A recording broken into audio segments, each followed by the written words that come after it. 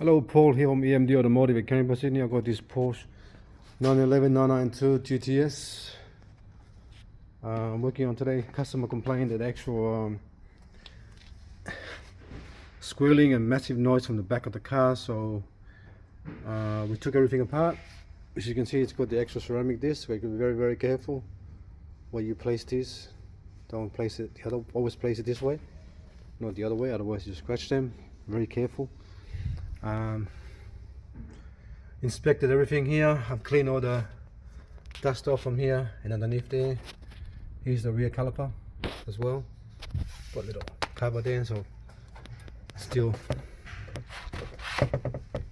I checked the actual brake pads inside. Nothing there. And the only thing I found was inside there was that little rock there. That little rock there was inside here, causing some of the actual rubbing and noise.